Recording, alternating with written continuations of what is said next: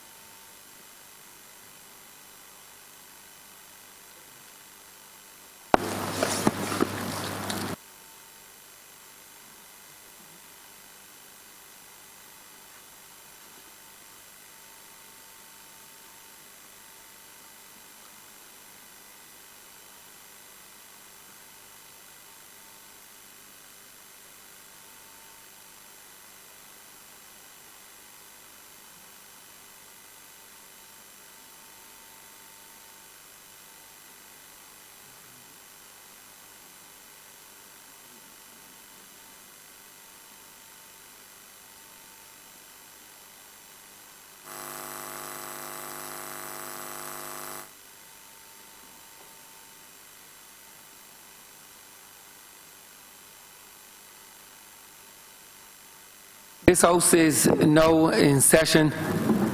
I wish to welcome all members back, hoping that you all had a restful holiday, a blessed holiday, and that you all have come renewed, reinvigorated, and ready, capable, and able to work assiduously throughout 2019.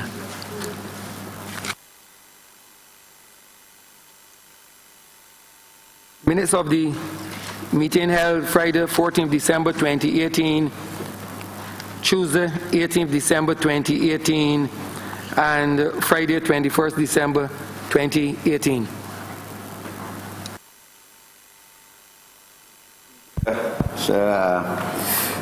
Wish to, of course, formally wish you and your family as well all the best for this year.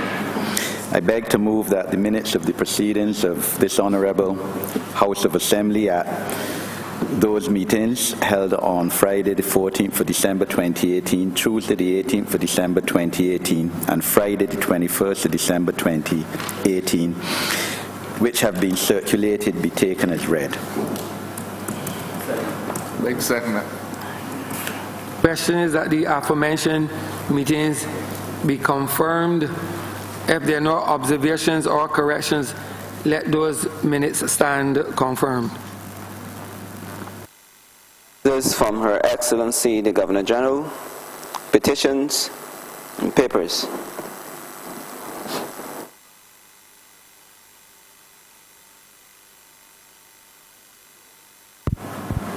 I am commanded to lay the annual reports of the Barbados Agency for Micro Enterprise Development Limited for the financial years 2012, 2013, 2014, 2015, and 2016. Government notices, private members notices, notices of questions, reports from select committees.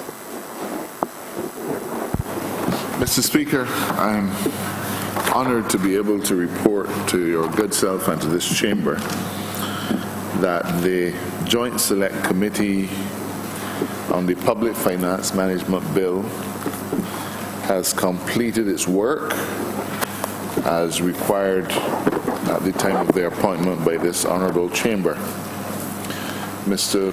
Speaker, the report is before members, and I therefore wish formally to lay this report before Parliament. The report, sir, contains the actual report of the committee with a number of annexes, including, perhaps most importantly, the current form of the bill. It is proposed, sir, that during the course of the afternoon, the report itself will be debated, but that debate will in substance really be a debate on the bill itself, and I urge members to read and, as they say in the country, inwardly digest its contents. I'm obliged to. First readings of bills. Mr. Speaker, I beg to move the first reading of the Employment Rights Amendment Bill 2019. Second that, sir. Question is that the aforementioned bill be read the first time. All those honourable members in favour, please say aye. Those against, please say no. We think the ayes have it. Statements by ministers, congratulatory and/or obituary speeches, personal explanations, motions for leave of absence, oral replies to questions, notices of motions for the adjournment of the House on matters of urgent public importance, orders of the day. I beg to move that standing orders number 6, 16, 18, 20, 42, 5, 43, and 44 be suspended for the remainder of this day's sitting. Question is that the aforementioned standing orders be suspended for the remainder of the day's sitting. All those honourable members in favour, please say aye. Those against, please say no. We think the ayes have it.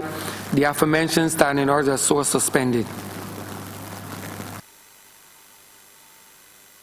Government business. Government business is now the order of the day. Order number 8, sir. In the name of the Honourable Minister of Labour and Social Partnership Relations, to move the second reading of the Employment Rights Amendment Bill 2019.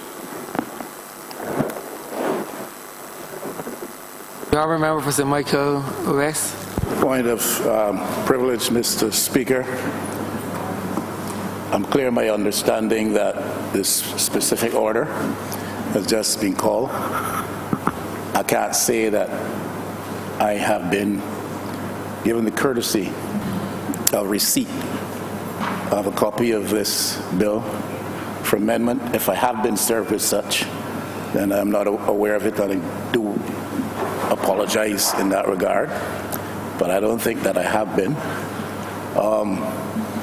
Understand that these matters are important, and from this position we have tried to facilitate the government in bringing some very important measures before the House in a context where haste was required, because we had to satisfy our commitments in some instances to the IMF, in one specific instance to the OECD. And from this position, therefore, we have not spoken much to what I call the disrespect that attends the practice of bringing bills here at the last minute, not giving the opposition a sufficient notice or showing the courtesy required to the office.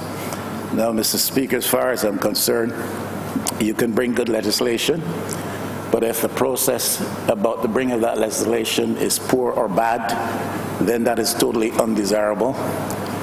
Mr. Speaker, this constitutes a disrespect to this honourable House as an institution of long and credible standing. It constitutes disrespect to your office as the presiding officer in this chamber, whether or not you take offence or have a sense of disrespect over the matter. It constitutes a disrespect to other members of the government who may not be a part of the cabinet, who may not in fact be privy to some of the goings on around the bringing of these bits of legislation. It constitutes a disrespect certainly to the office of the Leader of the Opposition, and I speak with reference to the office and not the person occupying the space. It's a disrespect to the office. It's a disrespect to the staff of Parliament, the hard-working staff of Parliament. And perhaps above all else, it's a disrespect to the Barbados public that the business of this chamber is so conducted. This is not something that is incidental. It is not a singular happening or instance. It is now a practice which is fast becoming a culture. And I do not know that the government would want to have this kind of dynamic of organizational, operational culture set in around their doings. The matters may be substantial, they may be substantive, but there's a right and a wrong way of doing things. And if we're up against deadlines which we cannot avoid, this position here understands that. But when a piece of legislation does not necessarily fit into that type of context, and where it is just par for the course that legislation is framed and brought here, it should be done in a sufficiency of time. I lay no blame on the hard-working people in the Attorney General's office and in the Chief Parliamentary Council's chambers. I lay no blame there at all. From what I have seen, they are hard-working people trying to do best to serve the people of Barbados and to facilitate the business of Parliament. I lay no blame upon the leader of government business in the House today or otherwise, and I lay no charge against the Honourable Attorney General. I'm simply saying that the process here is becoming more and more undesirable. Somebody has to put in place the dynamic of discipline that would check it now before it sets in and becomes a culture. Thank you. Your concern is duly noted, Honourable Member.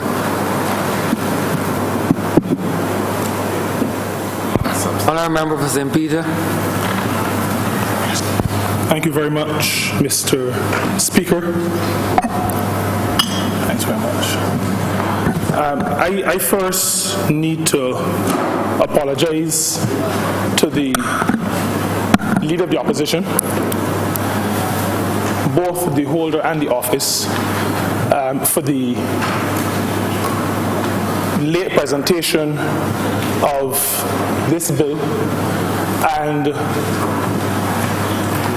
just would want to say that the bill essentially speaks to the taking of an oath or an affirmation by members of the Employment Rights Tribunal before they commence their work. So that as a result of the enactment of this piece of legislation, this Employment Rights Amendment Bill 2019, the only change in the execution of the work of the tribunal, the only change to the Employment Rights Act is that members of the tribunal who have already been chosen will be required to take an oath of office or an affirmation before the Governor General prior to the commencement of their duties. And the urgency lies in the fact that for some months now, the tribunals have not met. And so there is an urgency. That urgency, though, not negating the fact that we should have presented the bill in a more timely manner to the Leader of the Opposition, and so I sincerely apologize. I believe the clerk will bring it to you. The question, Mr. Speaker, even as I try to share with limited voice, and I know that in your welcome you spoke about us being not just willing but able in 2019. My voice is not the best,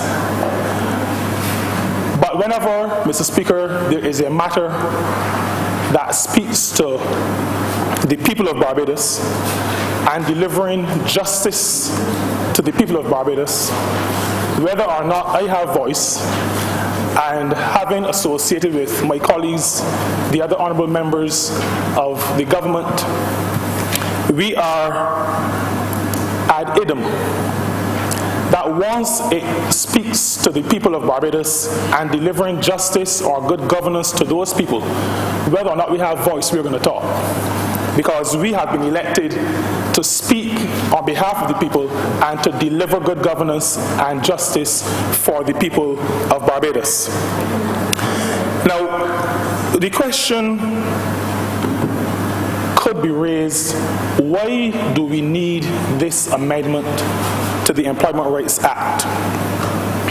Why? And I want to submit to you, Mr. Speaker, that the answer really lies in what I call the ideological bowels of the Barbados Labour Party. It speaks to justice for people. It speaks to workers being properly treated. And it speaks to a way of governing, a way of managing that seeks at all times to ensure that workers are fairly treated, but that justice is actually done, so that all safeguards are put in place to make sure that justice is delivered. This, Mr. Speaker, really comes not just from the bowels, but comes from the soul of the Barbados Labour Party.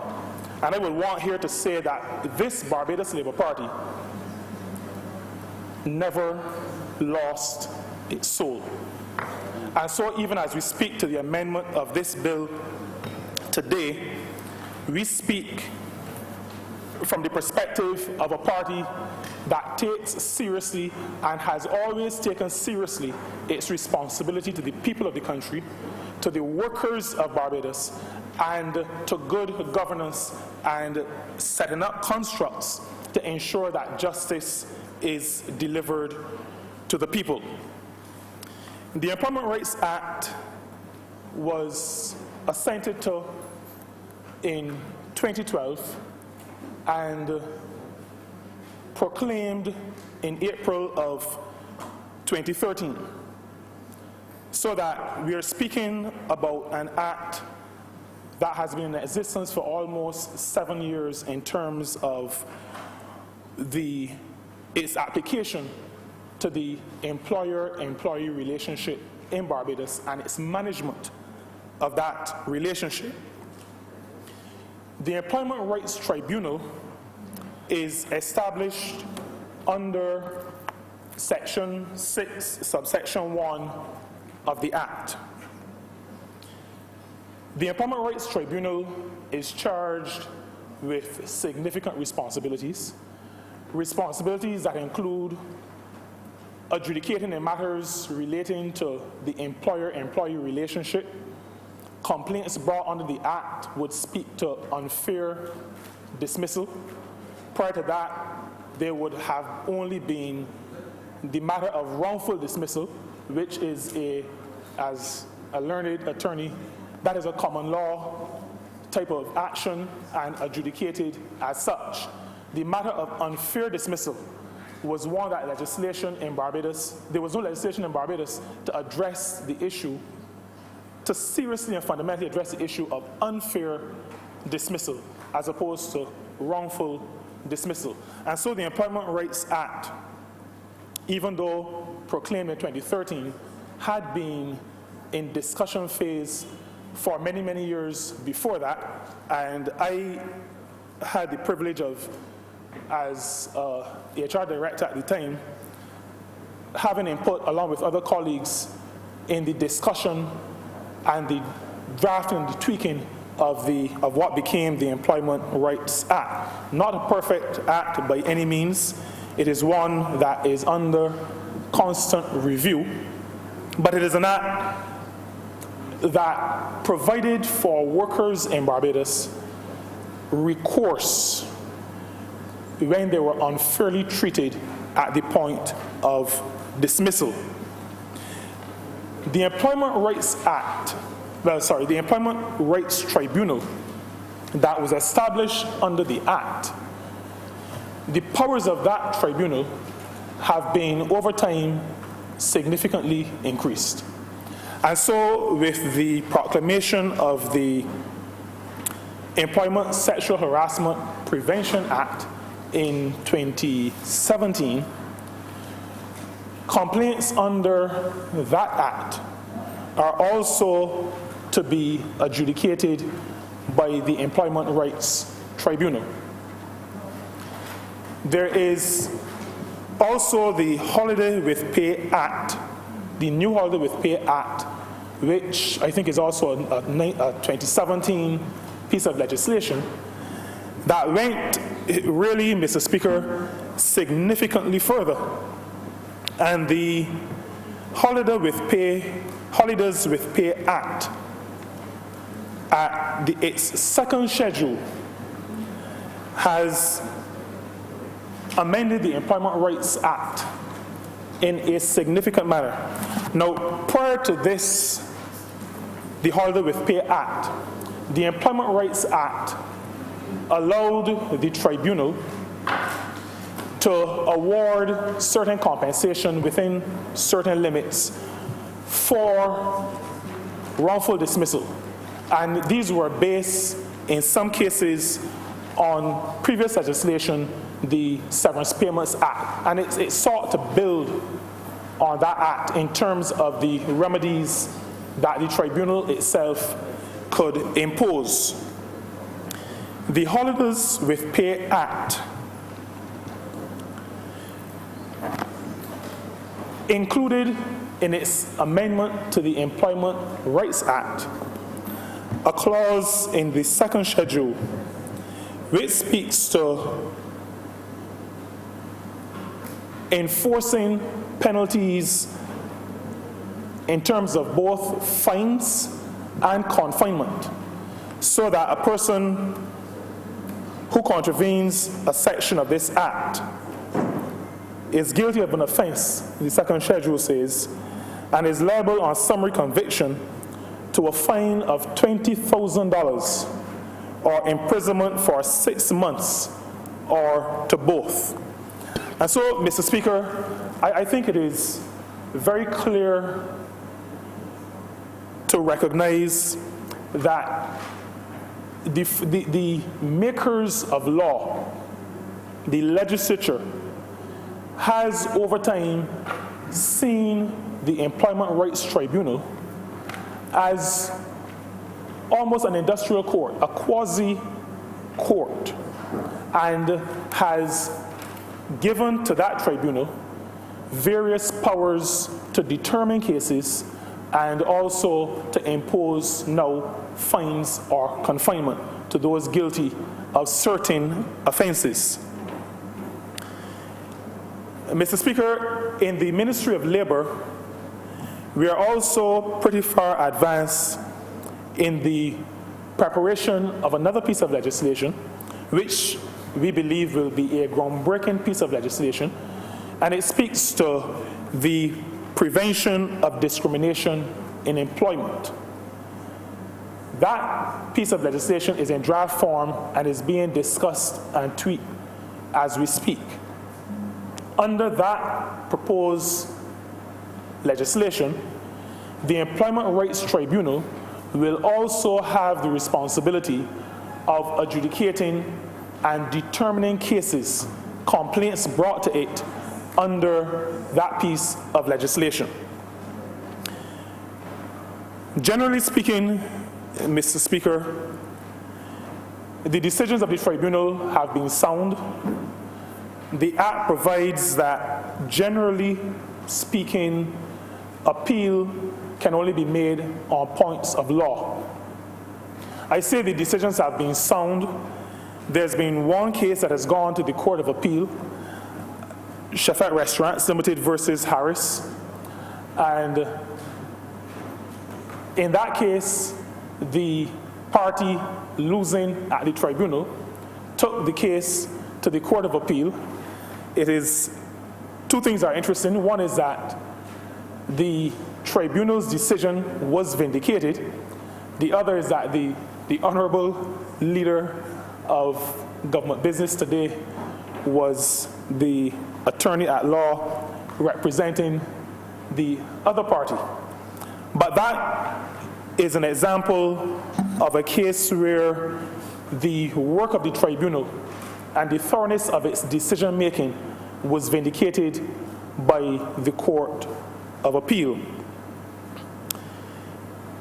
Because, like I indicated earlier, of the quasi-judicial nature of the tribunal, because of the quantum of redress and now fines and confinement that this tribunal can impose on persons who are guilty of offenses or who have not adhered to the Employment Rights Act or the Sexual Harassment Prevention Act or the Holidays of Pay Act, but because of the weighty responsibility of fining, confining, giving redress in these cases, we believe that members of the tribunal should subject themselves to an oath of office or to the taking of an affirmation of office before the Governor General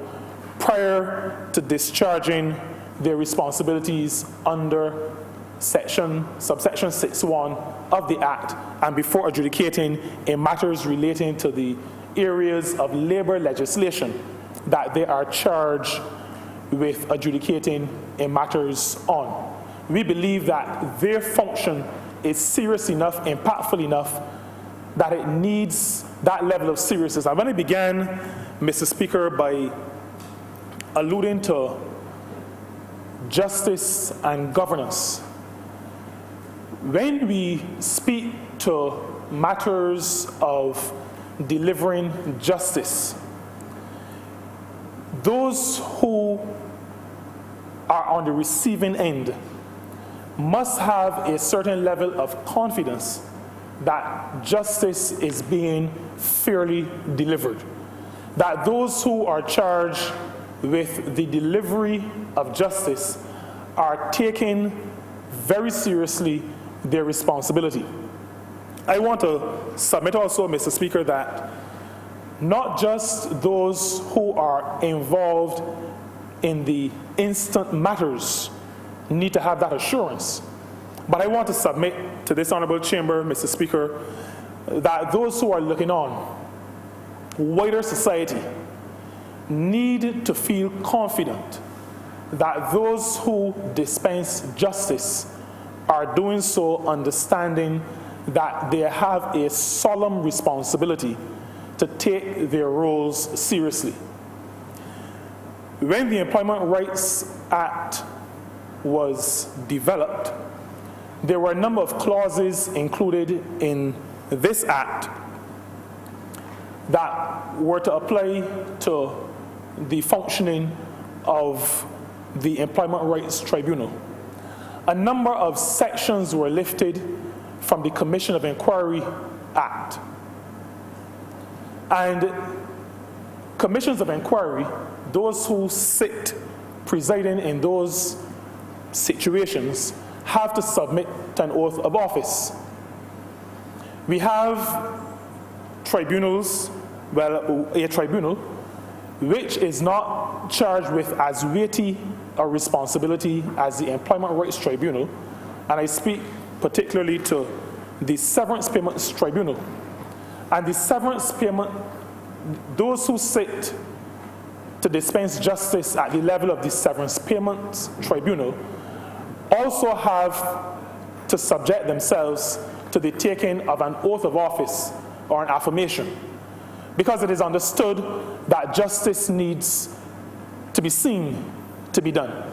And so, Mr. Speaker, with the Employment Rights Act and the tribunal established under this act, we believe that it is necessary for the process of justice for those involved in the immediate cases and for wider society that they understand that all Barbadians, all workers understand that this is a serious tribunal adjudicating in serious matters, and that those members of the tribunal are taking their responsibilities seriously. Since the Employment Rights Act was proclaimed and the tribunals established, 346 complaints have been received by the Employment Rights Tribunal Secretariat. 346. 14 cases have been heard. 14 out of 346.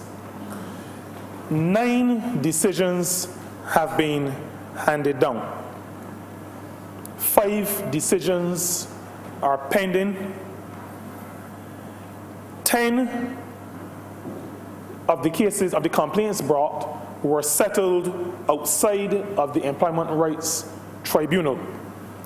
And there are now 327 cases outstanding.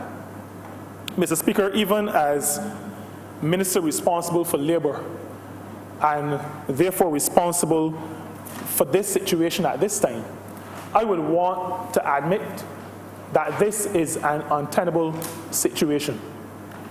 This is one that cannot be allowed to continue, because even as we speak to the dispensing of justice, the old adage that you, Mr. Speaker, and others who are in your field are very familiar with, is that statement that says justice delayed is really justice denied. And so one of the reasons in terms of our haste in getting this amendment to the legislation to this Honourable Chamber very early in this calendar year so we can get our tribunals going is because this matter, this situation is not one that can be allowed to continue. We must work assiduously to get this backlog reduced and eliminated. I would want to say that the tribunal chair has been already working with the registrar and reviewing complaints so that as soon as this amendment passes and the oaths and affirmations are taken, they will be ready to move swiftly ahead in terms of hearing cases. There are some current challenges that have resulted in the build-up of cases. The Employment Rights Act first does not have regulations, and an act, a piece of legislation without regulations starts off at a disadvantage. And so one of the things, Mr. Speaker, that the chairman and the deputies are already working on are looking at regulations to govern the administration of the Act. But the Act also needs rules. And again, there are currently no rules for the operation, no set rules for the operation of the tribunals. And since we've come into office, Mr. Speaker, we have been reviewing the tribunal registrar, and the chair and deputy chairs have been reviewing a number of rules that exist in other jurisdictions. There is the Employment Tribunal Procedure Rules of the Turks and Caicos that they have been reviewing. There is also the UK model, which is incidentally a 2013 piece of work, and those are being reviewed. And I am pleased to say that we have today a draft set of procedural rules for the operation of the Employment Rights Tribunal. And I would want maybe tangentially to say to us, even though I am aware that this Barbados Labour Party government and previous Barbados Labour Party governments are not as loose and careless with the preparation of legislation as other governments would have been, And I would want to say, to remind us, that when acts are brought to this honorable chamber, there must be an understanding that the act has to be executed by somebody or by people, and that if there are no rules or regulations to manage the implementation or the execution of the provisions of the pieces of legislation that we bring, then we are really blowing in the wind. And we are passing legislation, but are not making, we are not making the adequate provision so that the legislation can come into proper force. And so even though the employment rights tribunals have been in existence for years, the absence of rules would have meant that people were just operating at the moment. And as situations unfolded, then people would have been responding. And that is a matter that we cannot continue with. And so we are in the process in our ministry of discussing these draft rules to the operation, or for the operation of the Employment Rights Tribunal. There's also, Mr. Speaker, a situation that is not necessarily unique to the Employment Rights Tribunals.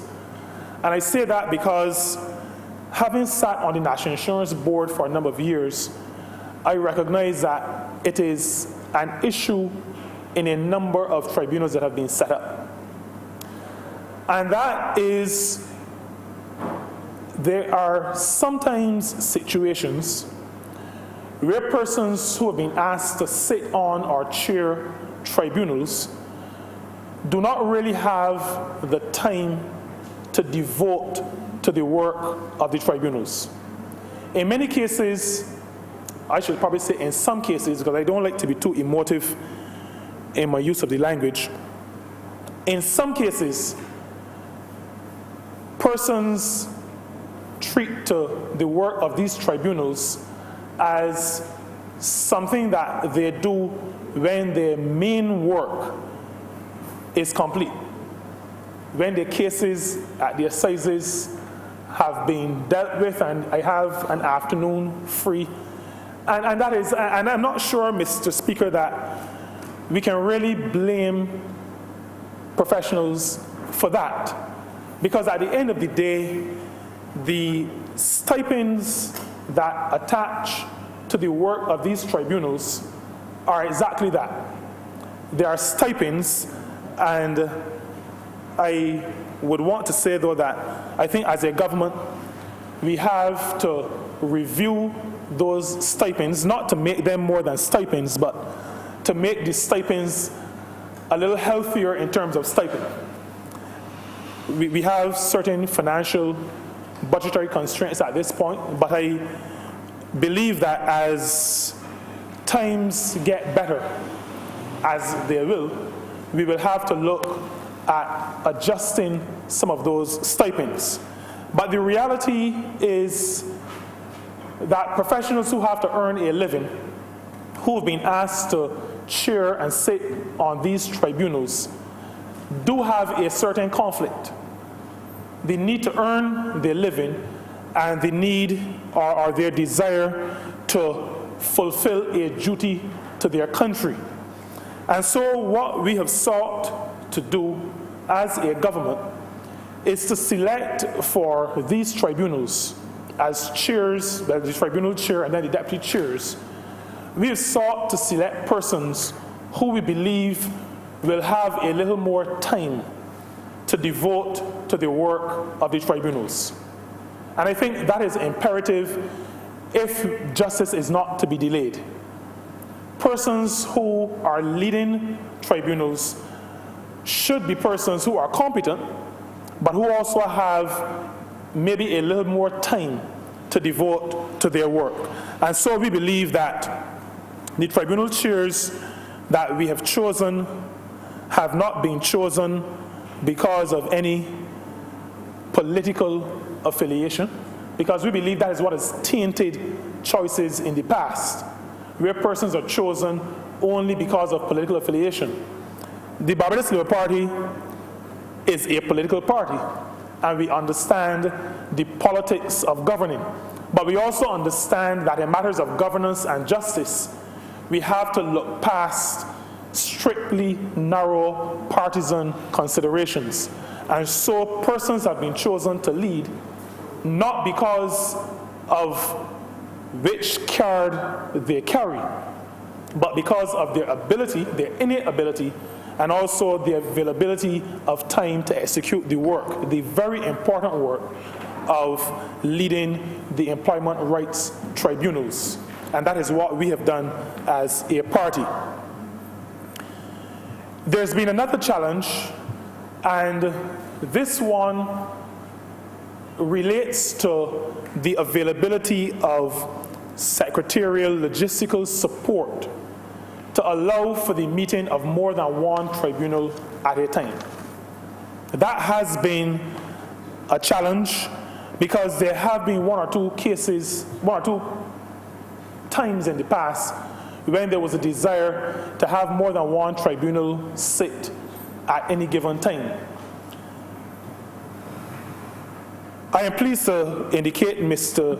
Speaker, even though estimates have not yet been laid, and even though we do not yet know what our budgets for 2019-2020 will be, as a ministry, we have included in our estimates for 2019-2020 provision that will allow for additional secretarial support, additional equipment that will allow 2 and possibly 3 tribunals to sit simultaneously. There are notes to be taken, there's recording to be made, and so there's requirements not just for people, but for additional equipment as well.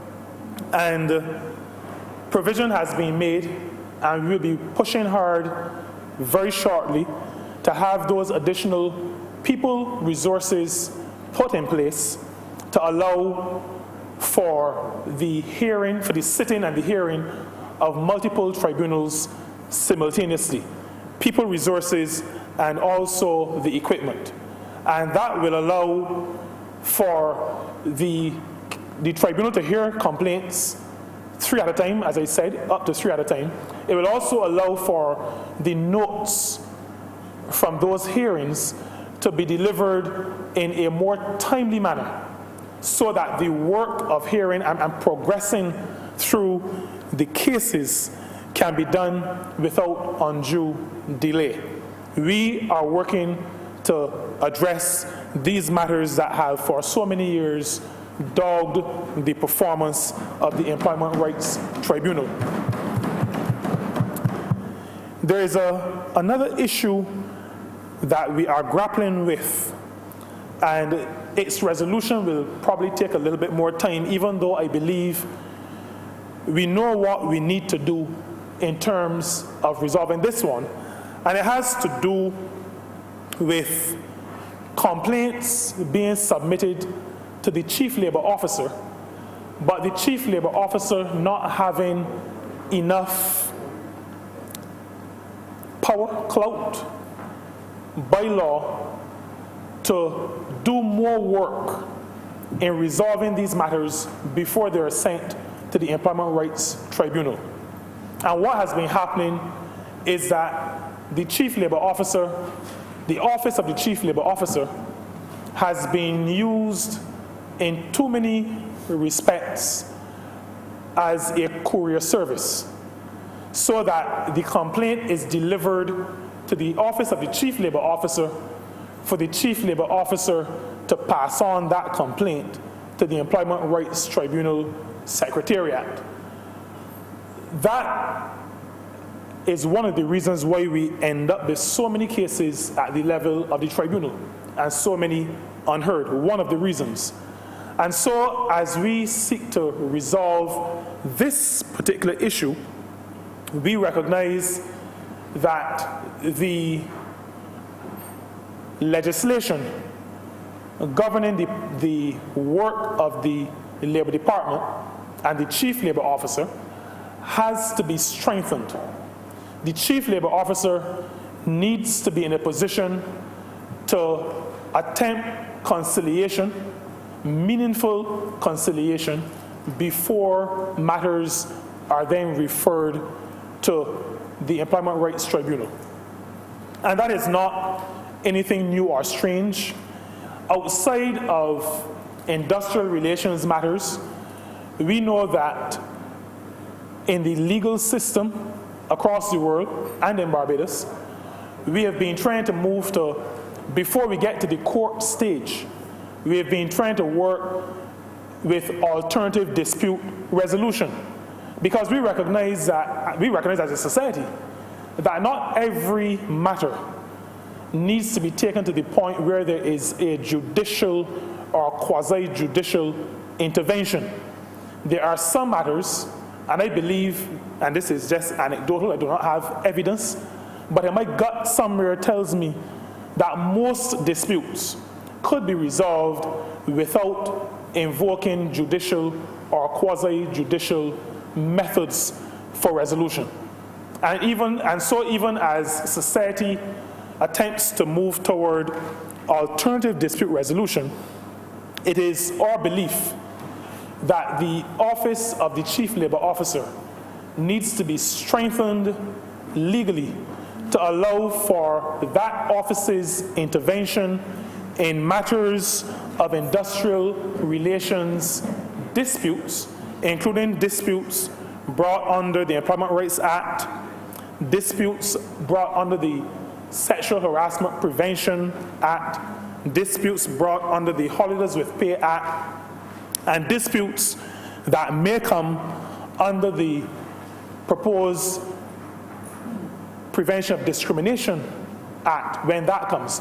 We believe that many or most of those disputes, of those complaints, can be addressed and can be settled outside of resorting to the legal framework established by the Employment Rights Act, that is to say, the Employment Rights Tribunal. And so as we work to amend the legislation governing the performance and the actions and the activities of the Labor Department, we will be seeking to strengthen, give greater powers to the Chief Labor Officer and to his officers in the Labor Department. A matter, Mr. Speaker, has been raised in the public domain. I am not sure if it was raised at the top of Broad Street or somewhere else, but it's the middle of Swan Street. It is the matter of whether or not, after the passage of this bill, and we hope that it will be enacted, if after this there is the view that decisions made and taken prior to this bill might become null and void. And so there was placed on the table the matter of maybe the need for a validation clause. And I want to say to this Honourable Chamber, because it is, I have said this before and others of my colleagues have as well, this Barbados Labour Party listens to people, it engages, and it responds.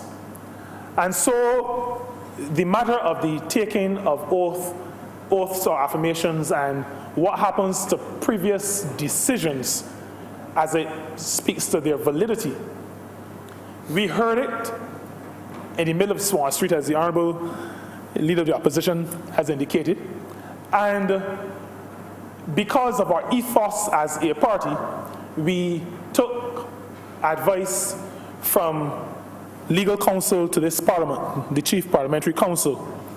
And the Office of the Chief Parliamentary Counsel has assured us that a validation clause will not be necessary, because at the time when the 14 decisions were handed down, there was no legal requirement for an oath or an affirmation.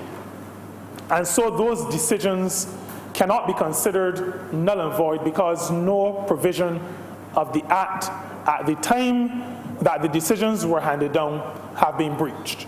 And so I just want to share with this Honourable Chamber both the fact that we listen to comments and we take the views of people seriously and we make assessment, and that is really the judgment of counsel to this Parliament.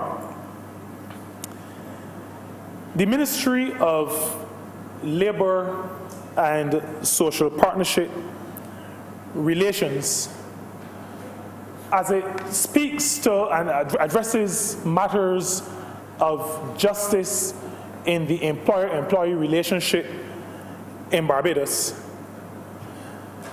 will become a little bit more activist. And by activists, I mean, Mr. Speaker, that we want to move beyond reacting to issues that are placed before us. Because we believe that a Ministry of Labour and a Labour Department has really been established because in the relationship between an employer and an employee, we are not talking about a relationship between equals. Legislation historically has recognized that the employer has certain advantages over an employee.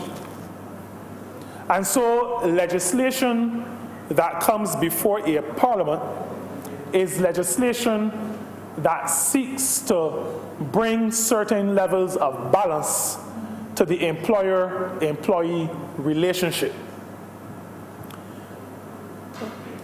We know that to be the case, and so it is correct that a Labour Department should see as its duty making sure that two things happen. One, that employers recognize and are aware of their responsibilities to their workers and to wider society, because every worker is a person who has some kind of connection to somebody else. And so in cases where workers are impacted negatively in any way, that negative impact will affect others who are not the worker themselves. And so a responsibility that lies on the shoulders of an employer is a responsibility not just to the worker, but a responsibility to the wider society. And so the Labour Department is charged with ensuring that the relationship between worker and employer is a more even relationship. The Labour Department is not charged with taking away the responsibilities of managing a business from employers. So I want to make that clear. It is not intended to neuter employers. Employers and those persons who own businesses have responsibilities to manage their businesses to earn profits where those businesses are profit-making, and in other situations to have gains in other areas because some are philanthropic, etc. However, in the process of having and developing and maintaining a profitable or successful business, employers have to recognize that in most cases, the fuel of that success lies with those who are employed in the business. And as businesses and other organizations, other employing organizations work to ensure that they have sustainable businesses profitable businesses, productive businesses, they have to do so balancing their need to be productive and profitable with the needs of the human beings who work for them. And so matters like inspections of places of work must become more regular, more frequent. Matters of engaging with employers and teaching or exposing employers to their requirements under the various pieces of legislation, labor legislation that are enforced in Barbados. These are matters that already exist. These are happening. There are inspections, there are employer education sessions, but with some additional resources, we expect to be able to intensify our efforts in this regard. And I want to say to employers, because as a HR director in a former life, I would have attended some of these sessions. Even then, I realized that some employers see attendance at these educational sessions as interruptions to their business. As Minister of Labor, I have attended a couple of these sessions as well. And what I realize now is the same thing I realized then. There are employers who do not send senior staff to these sessions. They send, in many cases, very junior functionaries. What we hear, not directly, but indirectly, from some of these junior members of staff that are sent to these seminars, is that when they get back to their workplaces, persons who are more senior than themselves are not very interested in the information that they have brought back to the company or to the organization as it relates to how the worker-employer relationship is supposed to be managed. Because sometimes they have their own views, sometimes twisted views, about how people are to be treated. And so persons at the lower levels are not able to get into the culture of the organizations they represent, the correct methods of administering that employer-employee relationship. And it's not just the Ministry of Labor and the Labor Department that has been attempting to educate managers and business owners and business leaders about the relationship.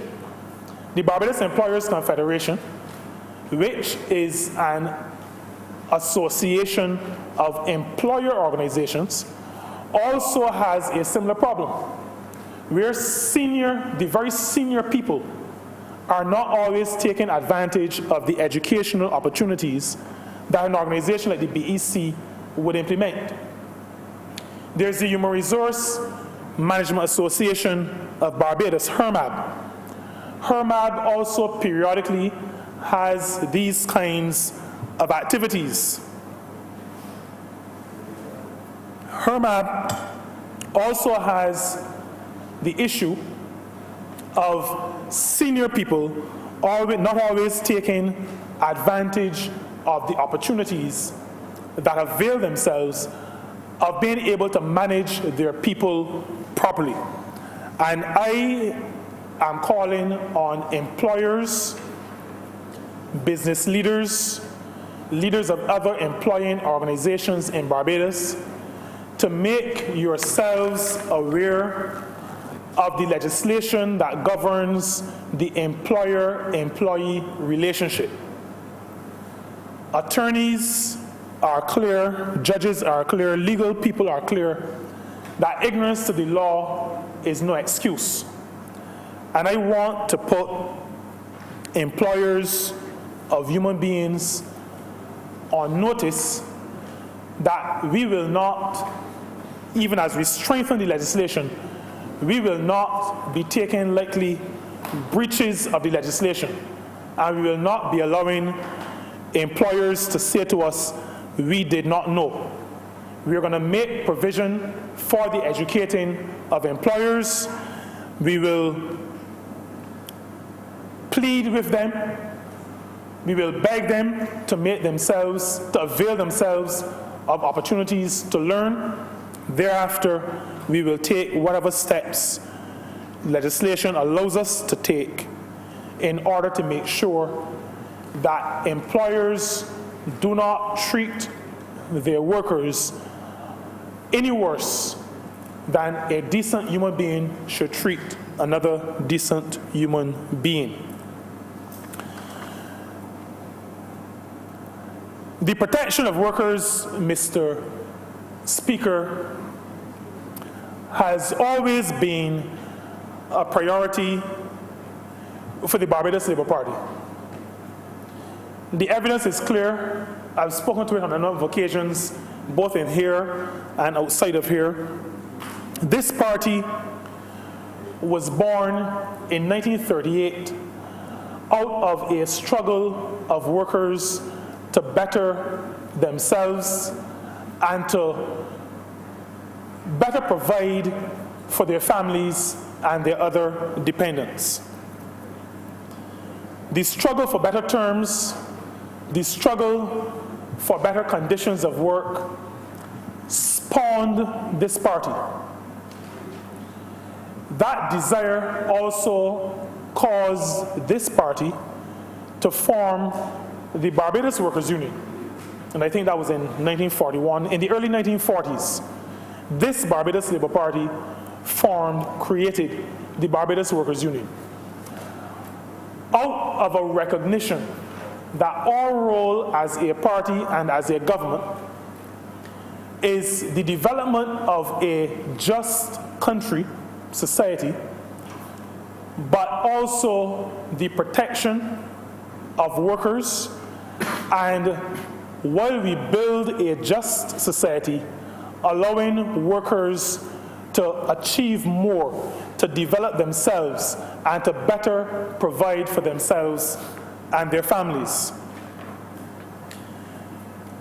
Barbados joined the International Labour Organization in 1967. And from that time,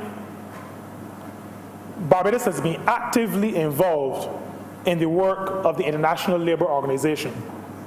Incidentally, Mr. Speaker, the ILO, the International Labour Organization, celebrates its centenary this year.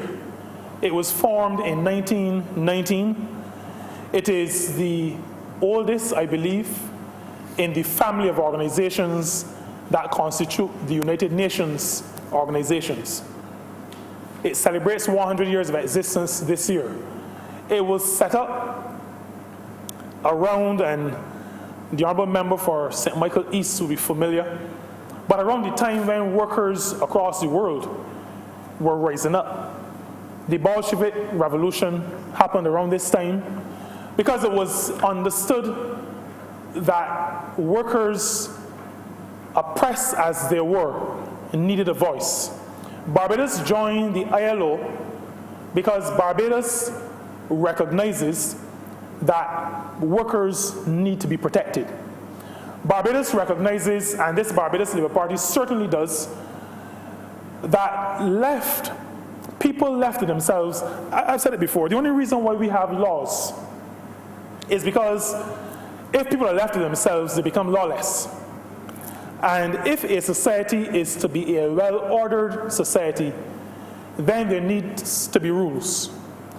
And so the ILO conventions that we have had over the years, many of them Barbados has subscribed to because we understand that it is important to protect workers.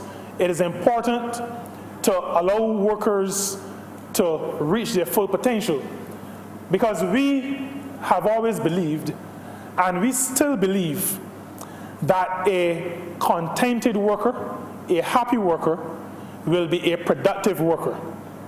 And so it is our intention to continue the drive to ensure that the workers of Barbados are given the best opportunity to become productive citizens because they are happy and contented.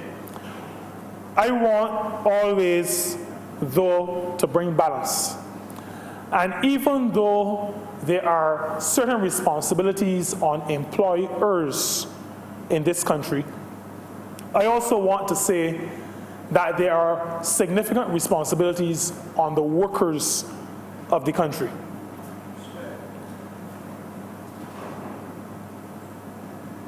When I turn up to work, my employer expects me to deliver a certain amount of work for whatever I am paid. When the people of St. Peter elected me, they expect that I would act and devote my efforts to be a representative for them, to be their voice. The other 29 of us in this chamber, when elected, the people who elected us with the understanding that we would go out and work on their behalf. I just want to say to the people that just as you have elected us and you expect us to work, then whoever is your employer similarly expects you to work.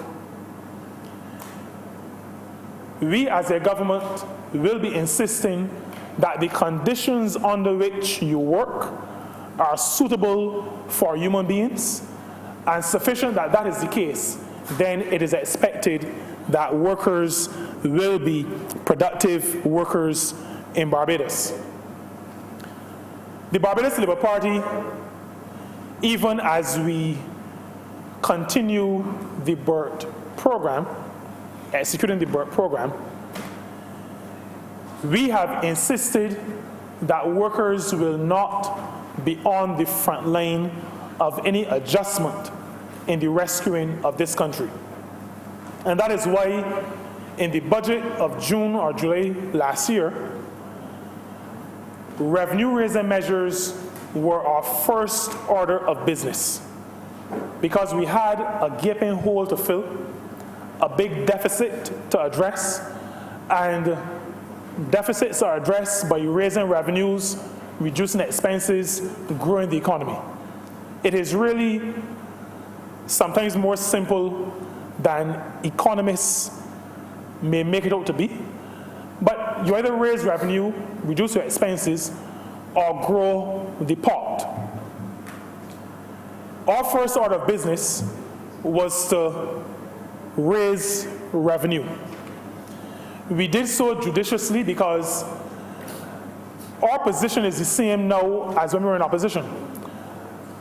A government and a country cannot tax its way out of recession. And so even as we impose revenue-raising measures, we did so judiciously. We did so understanding that revenue-raising could not be the only solution to fill in the gap. When we raised revenue, or when we implemented measures to raise revenue, we did so placing most of that revenue-raising burden on businesses and visitors. And so the room tax, the Airbnb tax, the shared economy tax, the departure tax, those were some of the measures imposed on businesses, imposed on visitors to the country, even as we impose the garbage and sewage levy and the health contribution. But we did that because in our minds, in the front of our brains, is a certain reality. Workers are not to be on the front line of any adjustment. So that we addressed the matter of the raising of revenue. But then we had to address the matter of costs.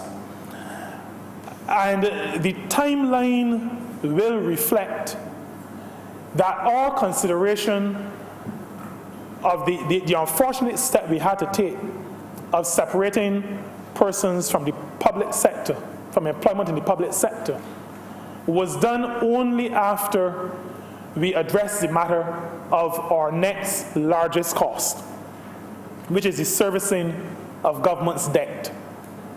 And so we had, as a government, extensive consultations, negotiations, sometimes very heated with creditors, many of them going late into the nights.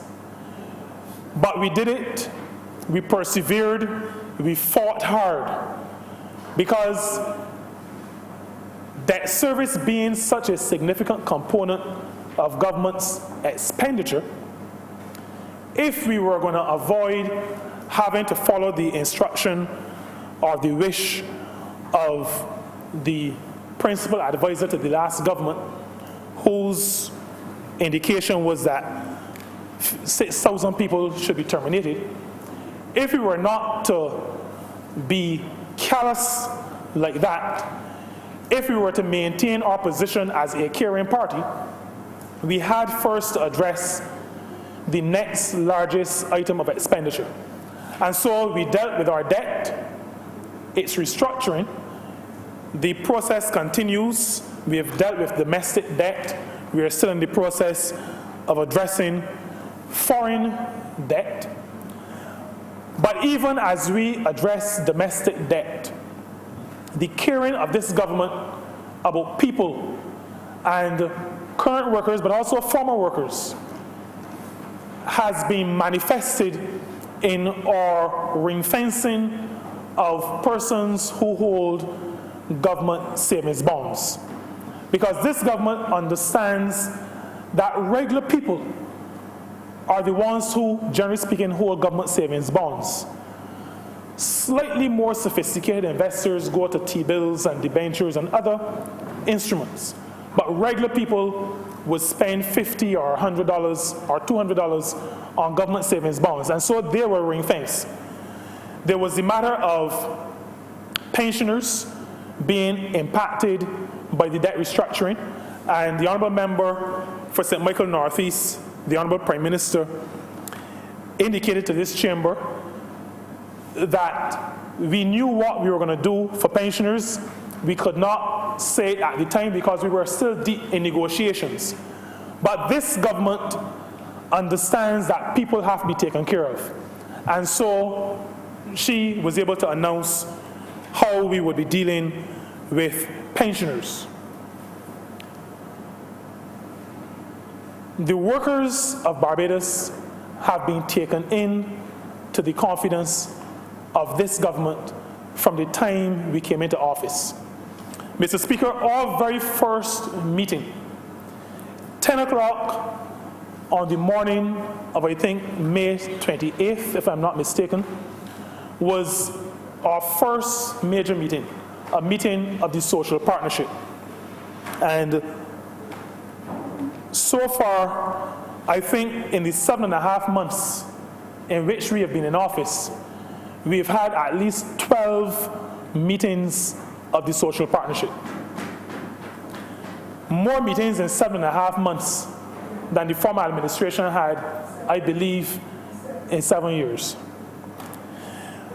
We have met with the social partnership because we understand that the work of rescuing a country, the work of rescuing Barbados, means that government, workers, and businesses and employers need to come together, need to be on the same page as we execute the program of rescuing a country. As the Honourable Member for St. Michael Northeast would say, stopping the bleeding. The one thing we don't want, none of us want, is that the patient bleeds out. And so we've come together as a partnership to make sure that does not happen. We have shared lots of information with the partners. As a matter of fact, the Honourable Prime Minister sometimes, and I'm an open and honest man, sometimes she shares more information with the social partnership than I would if I were in her shoes. But as the leader of this government and understanding the role better than I do, being a newbie to Parliament and to leading at this level, she understands, and she leads a government that understands, and those like me who have come to understand that businesses, workers representatives have to be taken into your confidence, have to be taken into the confidence of government as we execute the program of rescuing and resuscitating and then transforming this country. Government has stood by its decision to dialogue, to engage with its partners, and to ensure that the views of workers in this country are heard. And so every social partnership meeting, we have addresses by C2SAB, and they share their issues, place them on the table. We have submissions from the National Union of Public Workers. They sit at the table, they speak on behalf of their members, they place the issues on the table. We have submissions from the Barbados Workers Union. They sit at the table, they represent their workers, they place their issues on the table. And I'm happy, Mr. Speaker, that as a result of this dialogue sharing, as a result, well, information sharing, but as a result of our commitment to social dialogue, to engaging with all partners, including workers and their representatives, we are beginning to see some successes. We have had, Mr. Speaker, a double increase, a double upgrade in our domestic currency rating. And that is no mean feat, because when we started this process, the Honourable Prime Minister said to the country, and I think most Barbadians knew it, and I think it was reflected in their vote on May 24th of last year. Most Barbadians, I believe, realized that the entire country was at risk, including the value of our dollar. And so that in 6 months, we would have had a double upgrade of the rating of our currency, says that we are on the right track. It says to us, Mr. Speaker, and it should say to all Barbadians, that the international rating agencies do not believe that our currency is at risk at this time. I would want to say to Barbados, through you, Mr. Speaker, that the agencies have made that determination. But now is not the time to take undue risk. Now is not the time, and I've heard this spouted in some places, about changing our peg from the US dollar to a basket of currencies. We have, Mr. Speaker, as a country, to consolidate our gains. This is not the time to play fast and loose. A double upgrade from the ratings agencies simply says to us and to the country that we are on the right track. Not that we have reached a destination, but we are on the right track. We are not out of the woods. And I think that needs to be made very clear. Barbados is not out of the woods. I would want to comfort the leader of the opposition, the Honourable Member for St. Michael West, that we will get out of the woods. He, I think, maybe does not think so, but I would want to say to him that he should exercise a measure of faith. And I know that he is familiar with the concept of faith. The evidence of things hoped for, the substance of things hoped for, the evidence of things not seen. And so even though he may not be able to see it at this time, he can rest assured that a good government, led by a party that he is very familiar with, a party whose substance he knows firsthand, will get out of the woods. But we are not out of the woods. We are not out of the woods at this point. And I do not want either businesses or workers' representatives to believe that we are out of the woods. We have made initial gains, but we are not in a position to squander those gains. Some of our organizations are beginning to act as though we are out of the woods. And we are beginning to hear certain noises as though the Treasury is now suddenly flush with money. Now, I like balance. We've heard updates on our foreign reserves levels. I think it is prudent, but let me say important. Prudence is really the concept. I think it is important to point out that foreign reserves levels do not equate to money available to be spent by ministries. We have debt to service, and we have a currency, the value of a currency to support. And foreign exchange reserves is critical for both of those things. To support our ability to make payments to overseas suppliers and to make payments on our debt when we begin to repay that debt again, but also to support the value, the existing value of our currency. And so if we do not have foreign exchange reserves, we run the risk of devaluation. That is where devaluation really comes to the fore.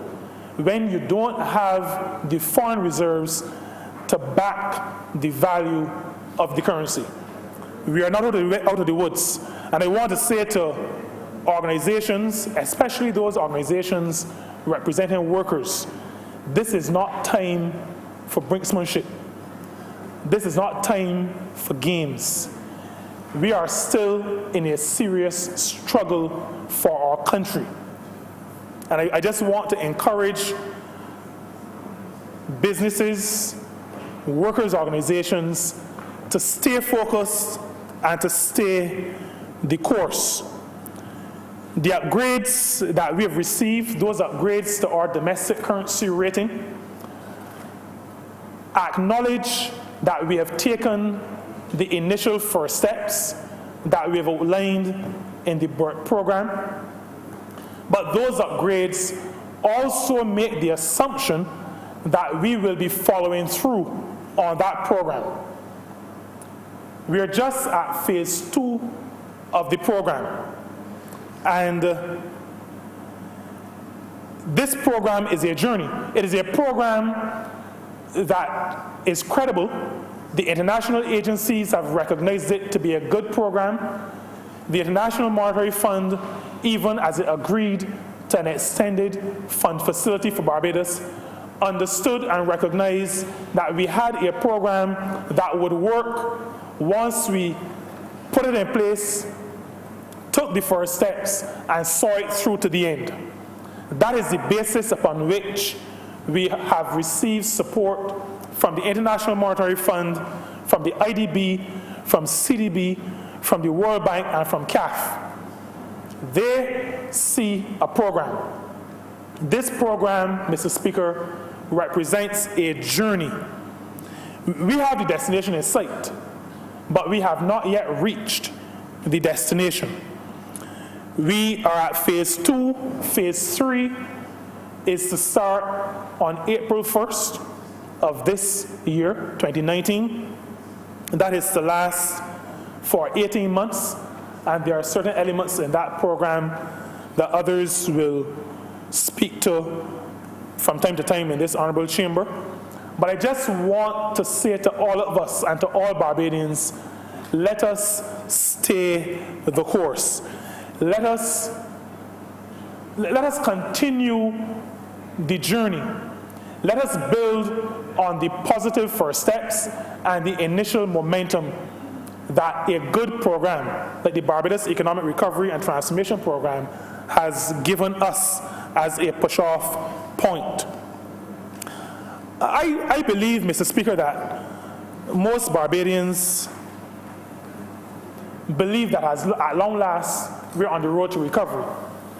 Those who I speak to, I don't spend as much time at the top of Broad Street as the Honourable Leader of the Opposition does.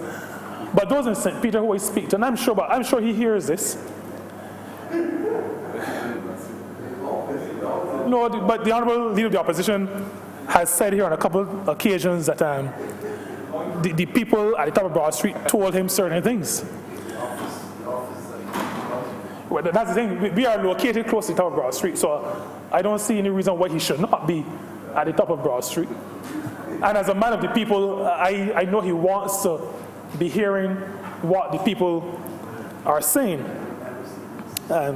Even though tangentially, Mr. Speaker, I'm not sure how he interpreted what they said on May 24th. I'm a little bit confused as to his interpretation of what the people of St. Michael West said on May 24th. But most Barbadians who I interact with believe that we are at last on the road to recovery. Because they have heard, and the workers of Barbados have heard about many plans in the past. And as soon as a plan is implemented, another downgrade comes. And then there's a different plan and another downgrade. The workers of Barbados are getting to the point where they recognize that we are on a sustainable path to recovery. Yesterday, at our most recent social partnership meeting, we've been assured by the Ministry of the Civil Service that the process of retrenchment in central government is complete.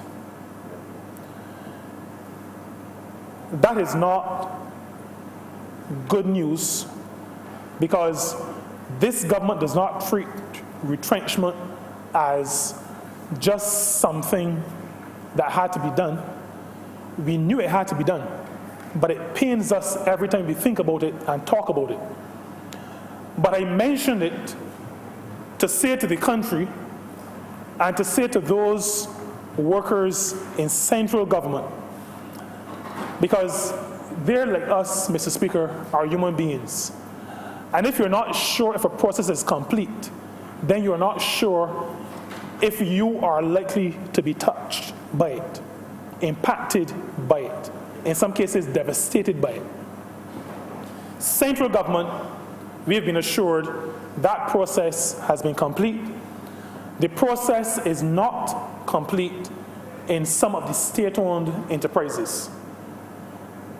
And as a government that prides itself on good governance and transparency, we have no difficulty in sharing with this honourable chamber and in sharing with the country where we are. We are close to the end of that painful process, but we are not yet there. We are not yet at that point with the state-owned enterprises. Not only, though, Mr. Speaker, are Barbadians beginning to feel that we are on the path to recovery, but the international agencies have recognized that we are on the path to recovery. Businesses and potential investors also are recognizing that we are on the path to recovery. Because businesses in Barbados and potential investors in Barbados are now beginning to say that they are now in a position to start investments without having to wonder how much money they have to pay to a minister, either around the table or under the table or somewhere else, to get an approval or to get a permission. Investors are now regaining their confidence in our country, their confidence in how the country and its economy is managed. Because we are on the right track, because the multilaterals and the international institutions, because workers and the people of Barbados recognize that we're on the right track, because investors recognize that we're on the right track, increases in investment will mean greater opportunities for workers. Opportunities both for work and for mobility. And that is one of the reasons why we have been pushing so hard to get investment going in Barbados. We have been pushing hard to make sure that any unnecessary constraints to investment, any obstacles that are not for good reason, are being removed. Because we are setting ourselves a target of taking us out of the doldrums of the doing business report, competitiveness report. In these reports of 200 countries, we find ourselves down at 170 something. That is not where Barbados is accustomed to being. It is where we were taken in the last decade. But we, as a government, as a Barbados Labour Party government, we will continue working hard to make sure that Barbados is one of the best places to live, to work, to do business, to relax and enjoy a vacation. Barbados must get back to where Barbados was, and then Barbados must move forward to where Barbados can be. Even as we encourage investment, we will be encouraging investment, but at the same time ensuring that the rights of workers in Barbados are respected.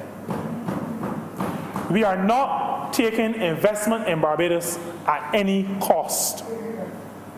Investment in Barbados is only considered good investment if investors are prepared to treat people as human beings. And so I want to mention a couple of things. There are construction companies in Barbados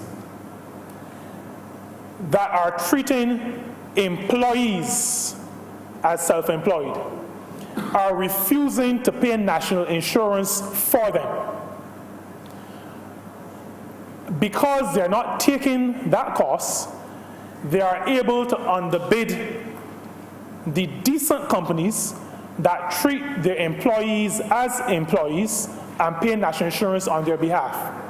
And I want to say to those construction companies that this Barbados Labour Party government does not play in that kind of league.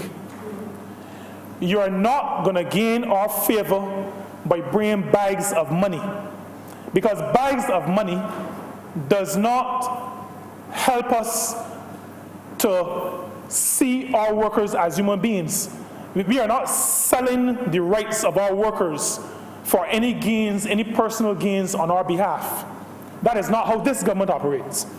If it used to happen before, those days are over. Those days came to an end on May the 24th of 2018.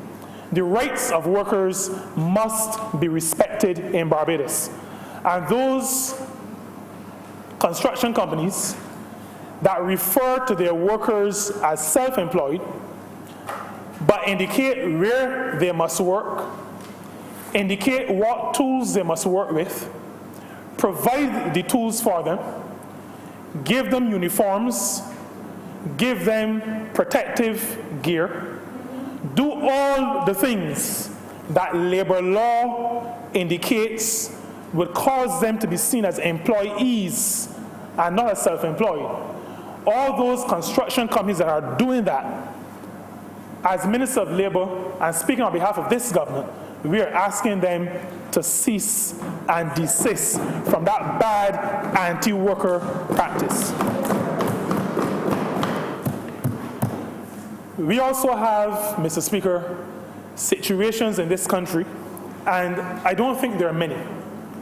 And like I said earlier, I don't like to be overly emotive because I don't want to create storms in teacups. There are a few companies in Barbados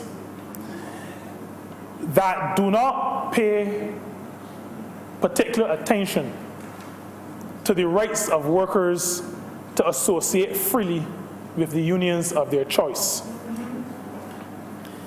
There are a few companies in Barbados, Mr. Speaker, where when an employee is found out to be joining or to have joined a trade union, the management of those establishments then seek to find all manner of reasons to terminate the employment of that worker or those workers. I'm saying to you, Mr. Speaker, and to Barbados, that is bad behavior. I almost said, and I would normally say this if I were in St. Peter, that it is really nasty, but I'm not sure if you would allow that if it's parliamentary. It is bad. It is very bad. I think you would allow very bad, real bad. Right. That is better. That's better. Yes. Right. Very, very, very bad behavior to seek to terminate a worker's employment because that worker, fundamentally, because that worker has sought to join a trade union. And I want to put those bad employers on notice, and all other employers, that in our manifesto, which we still see as a contract with our people, there is provision for us to bring recognition of trade union legislation. We have begun to work on it, and we will bring it to this Parliament, to this Honourable House, because we believe that the right of workers to associate freely and to bargain collectively is a fundamental right that must be protected by law.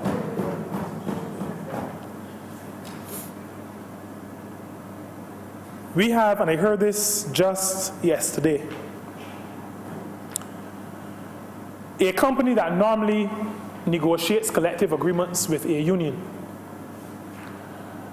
and have refused to do so now because they are saying that the union no longer represents the workers of this country. And they are using legislation from all kinds of far-flung places around the globe, and legislation from as nearby as Trinidad.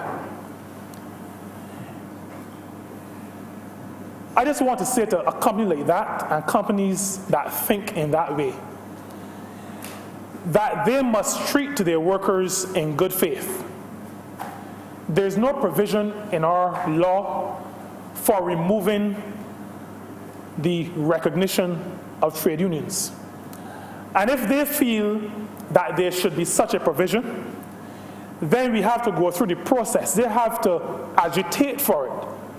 They cannot assume that we are running business in Barbados according to Trinidad laws. That is not how we operate in Barbados. In Barbados, we operate according to Barbados law.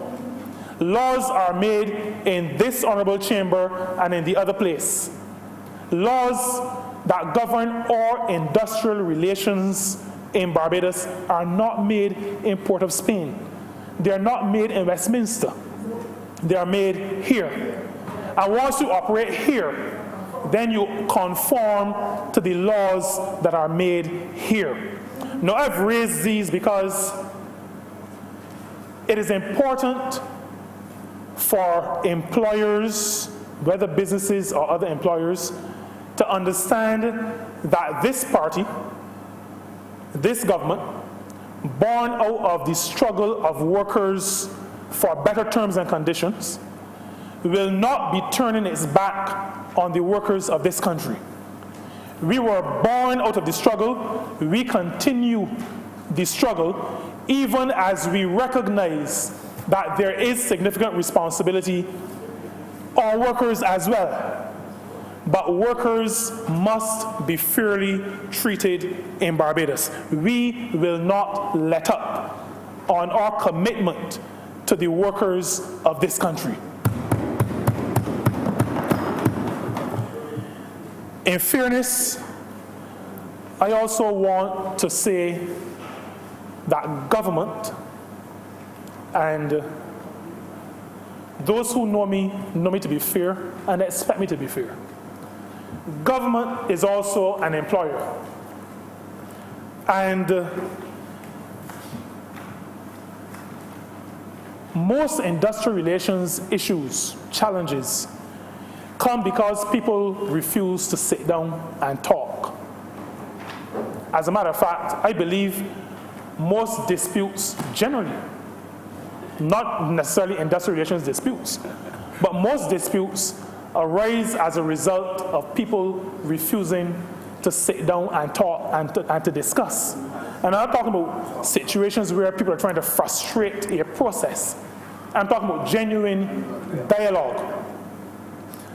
I am saying to government, the government of which I'm a part, and government means not just ministers of the crown, but government includes permanent secretaries. Government, in this case, will include boards of statutory organizations.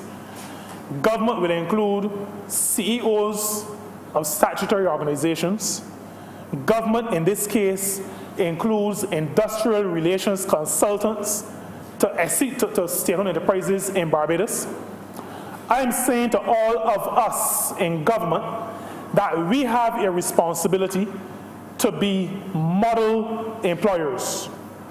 And so some of the issues that we criticize businesses and other players in the private sector and sometimes in the third sector of, we in government have to make sure that we are not guilty of those same sins. I'm saying and I know this has been the case in the past.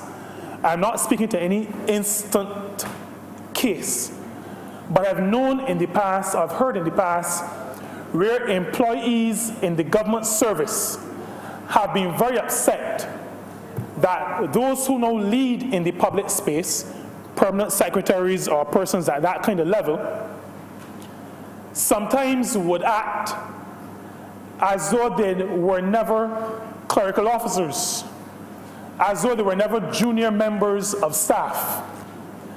I want to say to employers and those responsible for people management in the public sector, you have a responsibility to the workers in your charge to be fair to them, to engage in dialogue with them, to hear their views, and to treat them as human beings. Treat them as you would want to be treated. The good old golden rule. Treat your workers as you would want to be treated. Treat people like the human beings that they are. And I believe, Mr. Speaker, if we were to do that, we would have much more productive workplaces. I am also calling, Mr. Speaker, on employers and those who manage people to manage properly. Because too often, and I've experienced this personally, I've had a situation where a department head said to me, Mr. Jordan, you have to fire this particular lady. So I say, okay, well, no problem, bring me the file. And when the file is brought to me, the file has appraisals for the past 3 years. And each appraisal says that the employee is a great employee. So I say to the head of the department, now, how can I fire this lady? Well, she is a model employee. The challenge, Mr. Speaker, I think most of us who have managed people, the challenge is that many managers of people refuse to do appraisals, or when they do appraisals, refuse to do honest and accurate appraisals. And then when issues reach boiling point, want to treat workers as animals. I am saying that even as a government and as legislation gives certain rights to workers, those rights do not hinder managers from managing their people properly. And so if you have, as a manager, an employee who is misbehaving, then you have a responsibility to call in the person, to talk to them, to document it, to counsel. And after you have done that for a number of times, and there is no improvement, then you have the right to take more drastic action. And there is no law, there is no trade union that can stop you from exercising your right once you have done all that you can to turn what you consider to be a bad employee into a good employee. Laws are not written to protect bad employees. And so there's no reason for businesses, for employers, employing organizations to believe that when we strengthen labor legislation, that we are doing so to hinder the ability of managers to manage. That is not the case, and that is why managers have a responsibility to come to terms with what is included in legislation so they know what can be done and what ought not to be done. I've had to terminate persons before in a former life. And I remember a situation where a union came and they were acting up. And the GM asked me for the file, and I put down a file that was as thick as one of our estimates documents. There was so much paper that the discussion moved from us being wrong and having to re-employ the person. The discussion moved to begging for the job. Because once a manager has done what a manager should do, once a manager has been fair to a worker, you bring to the attention of the worker the infraction. You indicate how that worker can correct behavior or correct action. And you take action only after you've gone through the counseling. That is what good worker management is all about. And I want to commend to the worker, to the employers of Barbados, good employment practice. Treat people as people. Be fair. And once we are fair to people, Mr. Speaker, there will be no hindrances on our ability to manage our organizations. There will be no hindrances on our ability to be able to take action when action is really, really needed. I want to say, Mr. Speaker, as I conclude, that we still have some way to go in the matter of, on the journey of protecting workers, allowing certain rights to workers, but also to educating workers as to their responsibilities as well. And that is why, as a country, the Prime Minister would have indicated that over the next 3 to 4 years, Barbados is going to be turned into a training campus. The entire country. We will be establishing a national training initiative. And in that initiative, we will be examining every job function in the country. Prime Minister, the Honourable Member for St. Michael Northeast, often uses the examples of the car washer and the coconut vendor. Every single function in Barbados where a person earns a living will be examined. What it takes to bring excellence to the discharge of that responsibility will be documented, and persons across the board will be trained so that the people who deliver in these areas will be able to deliver at a high standard, at a standard of excellence. Because even in times of difficulty, such as the economic difficulty that we find ourselves in as a nation, even in these kinds of difficult times, we still have to look forward, because remember, Mr. Speaker, the BERT program is not just to stop the bleeding. The BERT program is also a recovery and transformation program. And so, in the process of transforming our country and transforming this economy, we will be training our people. And the budget from the training levy, I think roughly $30 million a year that we intend to put into this training initiative.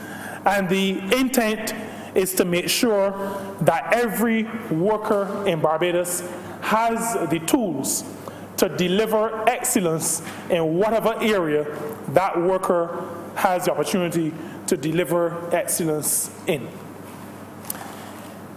Government is serious about this amendment, even though it is a small amendment, but we believe that this amendment sends a message to society. It sends a message that this administration takes the administration of justice seriously. It sends the message to those involved that they too have to take the dispensing of justice seriously. For all Barbadians, Mr. Speaker, not just workers, not just employers, all Barbadians must be of the view that justice is not just being done, but everybody must be able to see that justice is being done. And so, Mr. Speaker, I commend to this Honourable Chamber this amendment to the Employment Rights Act, the amendment that will seek to cause those members of the Employment Rights Tribunal to subscribe to an oath of office or to an affirmation of office, and along with supporting and commending that amendment to this Honourable House, also give the country the assurance that those cases, once this comes into force, will be pushing forward with speed, but with consideration to the proper dispatch of justice of those cases that are before the tribunals, and that justice will not be delayed any further. Justice will not be denied. Justice will come to those persons who have made their complaints to the Employment Rights Tribunal. And so, Mr. Speaker, with that, I beg to move that this bill be read a second time. Second. I move to second.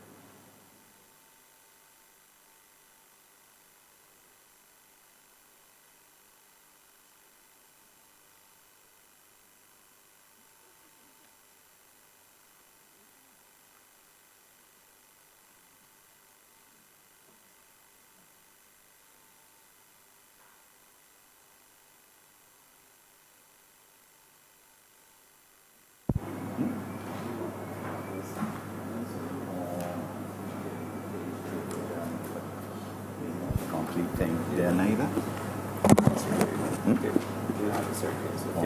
Okay, all right, no problem. Mr. Speaker, I beg to move that this sitting be suspended until 2 o'clock this afternoon. Question is this honorable chamber be suspended until 2 p.m. in the afternoon. All those honorable members in favor, please say aye. Those against, please say no. Meeting the ayes have it. This honorable chamber is suspended until 2 p.m.